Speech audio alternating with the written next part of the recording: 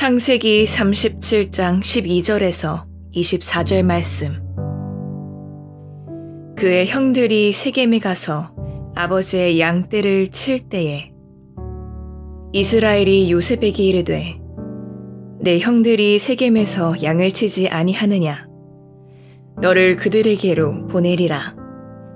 요셉이 아버지에게 대답하되 내가 그리하겠나이다. 이스라엘이 그에게 이르되 가서 내 형들과 양떼가 다 잘 있는지를 보고 돌아와 내게 말하라 하고 그를 헤브론 골짜기에서 보내니 그가 세겜으로 가니라. 어떤 사람이 그를 만난즉 그가 들에서 방황하는지라. 그 사람이 그에게 물어 이르되 내가 무엇을 찾느냐. 그가 이르되 내가 내 형들을 찾으오니 청하건대 그들이 양치는 곳을 내게 가르쳐 주소서. 그 사람이 이르되 그들이 여기서 떠났느니라. 내가 그들의 말을 들으니 도단으로 가자 하더라 하니라. 요셉이 그의 형들의 뒤를 따라가서 도단에서 그들을 만나니라. 요셉이 그들에게 가까이 오기 전에 그들이 요셉을 멀리서 보고 죽이기를 꾀하여 서로 이르되 꿈꾸는 자가 오는도다.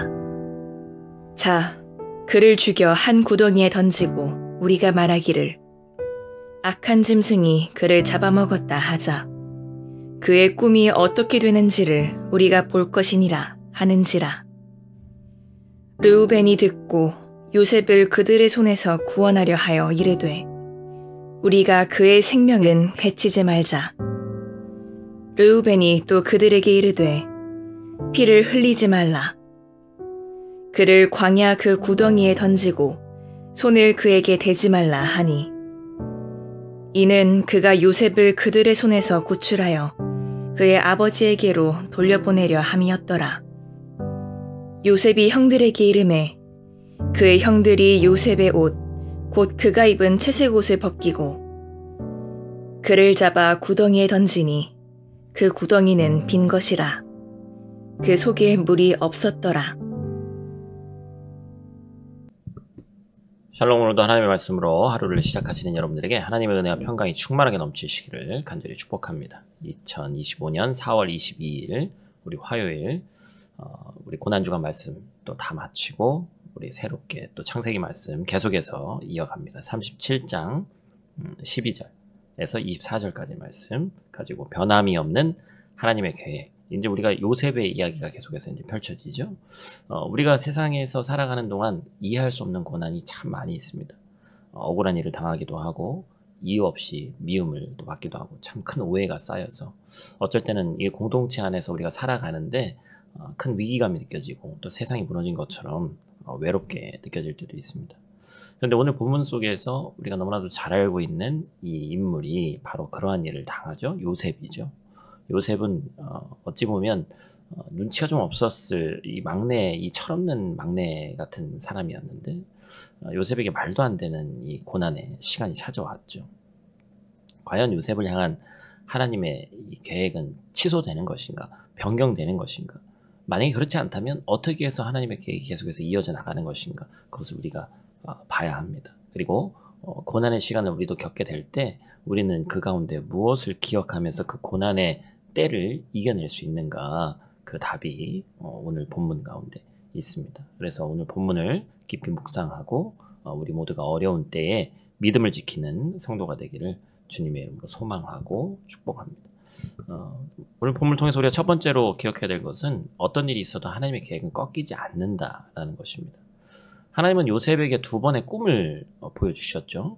그래서 요셉에게 놀라운 계획을 보여주셨습니다. 그러나 그 꿈을 좀 오히려 얘기하지 않는 게 더 좋았을 것 같은데 얘기를 하다 보니까 요셉의 형들도 요셉을 극도로 미워하게 됐습니다. 아버지의 편애 때문에 이 채색 옷을 상징적으로 그 편애를 보여주죠.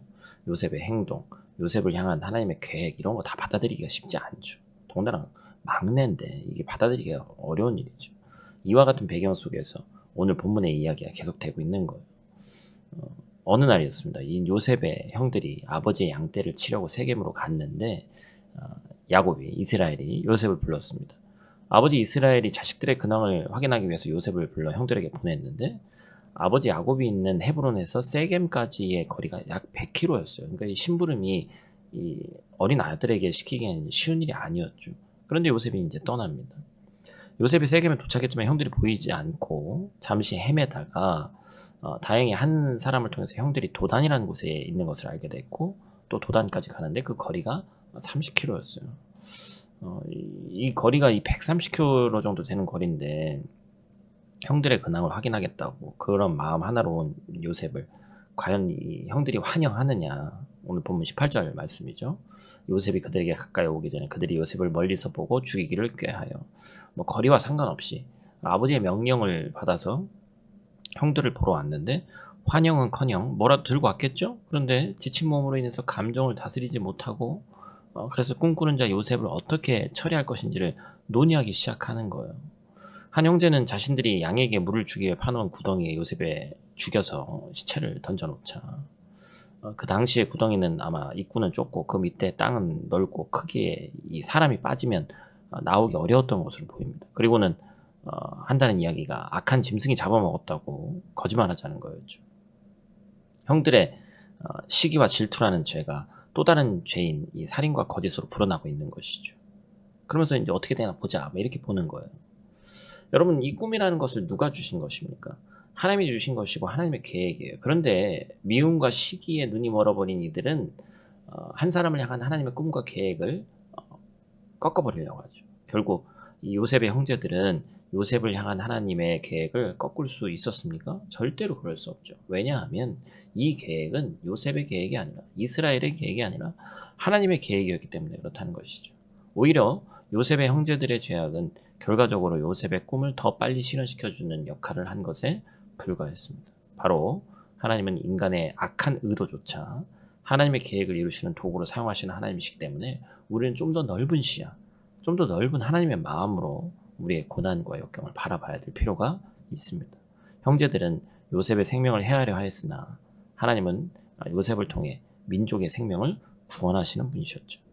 사랑하는 성도 여러분, 어떤 일이 있어도 하나님의 계획은 꺾이지 않음을 기억하는 저와 여러분들 되시기를 간절히 축복합니다. 직장과 내가 속해 있는 여러 공동체에서 나와 관계가 좋지 않은 사람들은 나를 어떻게든 깎아내리려고 할 수 있습니다. 그리고 그로 인해서 우리가 마음이나 또 여러 가지 면에서 큰 어려움을 당할 수도 있습니다. 그럼에도 불구하고 하나님의 계획은 절대로 꺾이지 않는다. 그것을 믿고 소망하기를 축복합니다. 두 번째로 우리가 기억해야 될 것은 하나님의 계획은 고난의 시간을 통해서 이루어진다는 것입니다. 우리 인생 가운데 우리는 고난이 없이 그냥 순탄하게 순적하게 갔으면 좋겠다 생각하죠. 그런데 오늘 요셉의 이 고난의 시기와 같이 요셉은 어때요? 아무 대응도 하지 못하고 죽게 생겼죠. 그때 이제 맏형 루벤이 21절 말씀에서 이야기합니다. 루벤이 듣고 요셉을 그들의 손에서 구원하려 하여 이르되 우리가 그의 생명은 해치지 말자. 루벤이 요셉을 살리고자 하는 마음을 갖고 있었던 것이죠. 이 긴박한 상황 속에서 하나님은 한 사람 마음 가운데 하나님의 역사를 이끌어갈 또한 계속해서 유지시켜 나갈 다른 사람을 또 준비시키셨다는 것이죠. 어쨌든 요셉의 상황이 너무나도 어렵습니다. 굉장히 심란하고 눈물밖에 안 날 거예요. 아버지의 편애를 상징하던 그 채색 옷이 벗겨졌고 요셉의 형들은 요셉의 옷을 벗기면서 요셉을 향한 분노를 표출했죠. 그리고 요셉의 형들은 요셉을 웅덩이에 던져 넣었습니다. 이 과정에서 요셉의 형들이 요셉을 존중했겠어요? 요셉의 온몸은 아마 때려서 멍이 들었을 것이고 그의 몸과 마음은 만신창이가 되었을 겁니다. 그래서 큰 범죄에서 우리가 성경을 보면 우리가 예수 그리스도의 예표다라고 요셉을 얘기하는 것이 바로 그 고난이 있었기 때문에 우리가 그것을 얘기하는 것이죠. 그러나 그 고난 가운데 하나님의 놀라운 계획이 있었고 이 구덩이에서 고난의 시간을 위해 위대한 하나님의 원대한 계획이 시작됐습니다. 하나님은 종종 우리가 전혀 이해할 수 없는 방식으로 일하십니다. 왜 그런지 우리는 도저히 알 수가 없죠. 이 순간만 그냥 빨리 지나갔으면 좋겠다 이런 생각만 합니다. 그러나 이와 같은 때에 우리가 반드시 기억해야 되는 것은 하나님은 고난의 시간을 통해서도 멈춰 계신 것이 아니라 더 크게 일하신다는 것이죠. 여러분 성경에 등장하는 수많은 믿음의 사람 보십시오. 우리 큐티 하시는 분들은 뭐 어느 정도 성경 지식이 있기 때문에 너무나도 잘 아실 텐데 대표적인 게 누구였어요? 모세, 다윗, 뭐 너무 많죠. 다니엘, 뭐 바울, 너무나도 많죠. 그러나 그 모든 고난의 시간이 그들에게 결코 헛되지 않았다는 걸 우리 너무나도 잘 알고 있습니다. 오늘 우리가 겪고 있는 고난의 시간이 무엇입니까? 우리는 지금 현재 어떤 구덩이 가운데 던져져 있는지 한번 돌아보길 바랍니다. 경제적인 어려움인지, 가족 간의 갈등인지, 관계의 어려움인지, 또 개인적인 어떤 병마로 인한 고통인지, 하나님은 여전히 고난의 시간이라는 구덩이 속에서 일하고 계시고, 그뿐만 아니라 하나님은 그 고통의 자리 가운데 우리와 함께 계시는 줄로 믿습니다. 오늘 말씀 한번 정리합니다. 우리는 오늘 말씀을 통해서 변함이 없는 하나님의 계획에 대해서 살펴보았습니다. 먼저 우리는 어떤 일이 있어도 하나님의 계획이 꺾이지 않음을 믿어야 됩니다. 우리의 상황으로 인해서 모든 것이 끝난 것처럼 느껴지는 그때에도 우리는 하나님의 계획이 꺾이지 않음을 반드시 믿고 따라가야 됩니다. 우리라고 요셉처럼 고난의 구덩이 가운데 빠지는 일이 왜 없겠어요? 지금도 빠져 있는 것 같은 분들도 있고, 그렇죠? 그러나 그 가운데 하나님의 원대한 계획이 있고 하나님은 우리와 함께 하신다고 성경은 분명히 이야기합니다. 바로 우리의 모든 고난의 시간을 선을 위해서 반드시 사용하신다. 우리가 이제 주일마다 교회, 국가, 민족을 위해서도 우리가 함께 기도하고 있습니다만, 우리나라도 마찬가지예요. 지금 여러 가지 면에서 어렵고 또 대선 앞두고 있고, 이번에 어쨌든 선택하는, 또 기도하면서 선택하는 그것이 향후 몇 10년을 좌우할 중요한 선거가, 또 우리 국가, 민족 가운데 위기가 있습니다. 그런데 이 위기를 통해서 하나님께서 더욱더 놀랍게 역사하시고 정말 우리나라를 또 다시 세워줄 것을 우리가 기도하면서 믿잖아요. 우리 개인도 마찬가지예요. 더 큰 개념, 국가와 민족으로서 기도했는데 하나님께서 성경 가운데 그 말씀하신 것이 우리에게 반드시 이루어지고 하나님의 계획은 나를 향해서 단 한 번도 바뀐 적이 없다라는 믿음으로 나아가야 됩니다. 하나님이 반드시 내 일, 특별히 고난까지 그 조각조각을 모아서 반드시 선한 일을 이루신다. 오늘 여러분의 인생 가운데 어떠한 고난의 시간, 구덩이와 같은 순간들이 있을지라도 여러분이 그 모든 순간을 믿음의 눈으로 바라보기를 간절히 축복합니다. 우리 다 같이 있는 자리에서 함께 기도하고 마치도록 하겠습니다. 사랑과 자비가 풍성하신 아버지 하나님 감사를 드립니다. 이 아침 저희를 깨우시고 말씀을 인도하시니 감사합니다. 요셉의 이야기를 통해서 다시금 하나님의 뜻을 배웁니다.